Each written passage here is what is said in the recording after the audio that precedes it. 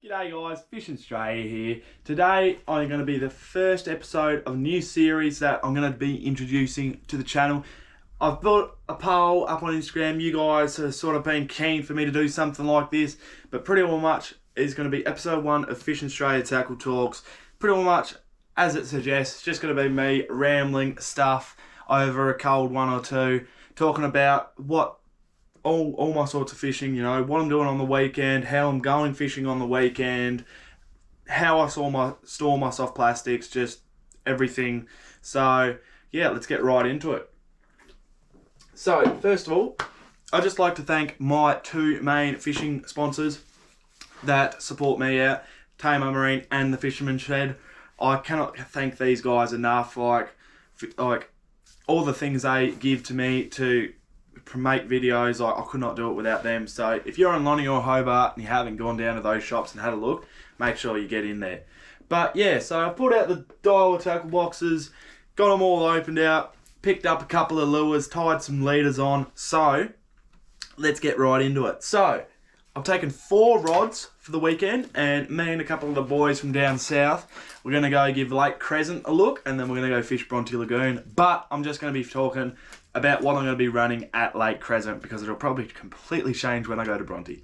So the first setup, we've got a Daiwa TD Hyper spinning reel rod on a Daiwa Frames 2000 spinning reel.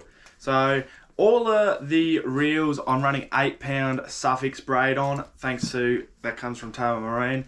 I've just had real good luck with it. Like, I'm not real picky with my braid. I think I'm more picky about my fluoro. Like, I've never really had snapped braid.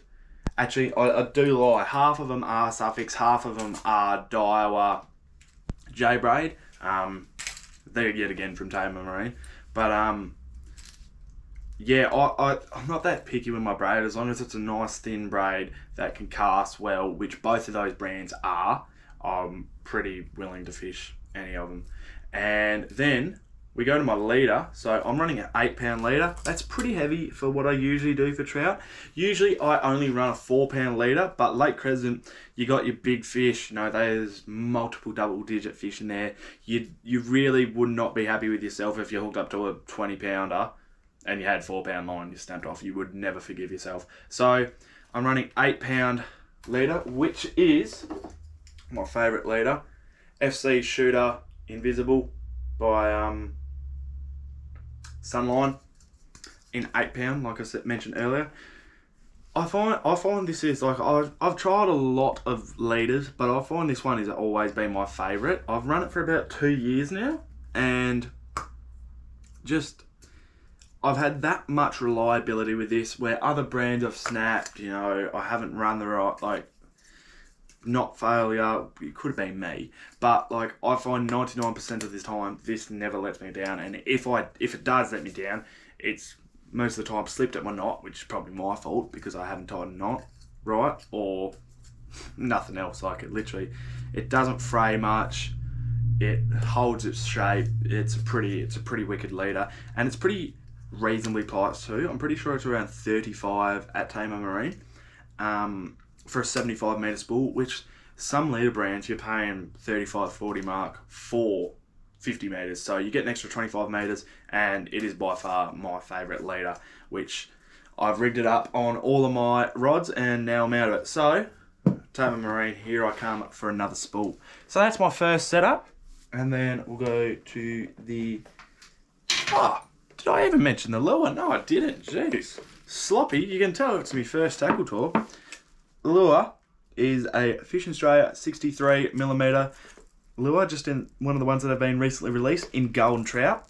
So pretty well much majority of the trialling I did with the Fishinstraya 63s was at Lake Crescent. I found a lot of the bigger fish really loved that chunky fat hump of the 63, as they're a nice fat lure, which I find the trout in there really love that big fat hump, and it's actually a nice solid meal from there. Because if you've actually fished Lake Crescent and you've seen some of the golden galaxia in there, they are really big. Like, they get over 10 centimeters long, and they're like not they're not skinny either, they're pretty fat. And obviously the gold and the black colours, I find that colour is a killer at Lake Crescent. So that's going to be the lure I will mainly throw at Lake Crescent. But anyway, moving on to the next setup. So the next setup is a 7'8" Crucius spinning rod and a 1000 size Shimano Stratic. Just one of my basic setups. I've had it for ages. Just runs rings around fish. It's been absolutely hammered, but still kicking along. Same 4-pound suffix this time, and then same 8-pound sunline. Going to my leader knot. My leader knots on all of my leaders, I just run a double uni. I find FG knots, yeah, they're good, but they're not really necessary for trout fishing. Like, I have done it before, and you know, it's like, it works, but for the time, a double uni works as well, and it holds just as well. And you know, you're not throwing like really heavy lures on them, so I find that there's less stress on the knot. You only hook up to a fish, and then that's the only stress you get on it. You don't have stress when you're pinging your lure out. So yeah, and then we go down to the lure. I've got a Fishin Straya 63mm again in spawn whitebait. Another good colour for Lake Crescent. My big 9-pounder that I got out of Lake Crescent was on that one there. Again, in early stages of trialling out the 63s. So see if I can't recreate the success I had there last time. So we'll move on to the next setup, which we're going away from the Fishinstraya lures for a bit. So this one is another 7'8" Crucius spinning rod with a Daiwa aired in the 2000 with, yet again, 4-pound suffix line, 8-pound sunline, and then we get to the lure of choice. I've got on the Liquid Gold 65mm in Golden Sunset, so they're available at the Fishermans Shed down Hobart or online at fishinstraya.com. They've got BKK hooks on them, so they're pretty up there, really good quality hooks. And I went to Golden Sunset because they're a slow float and they're a real shallow.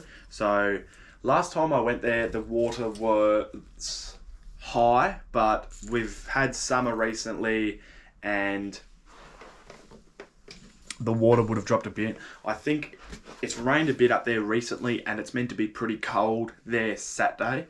That's another thing that not many people look at. I really only want to fish there when the water's cold, because I find once the water got hotter over summer, the fish just sort of slowed down there.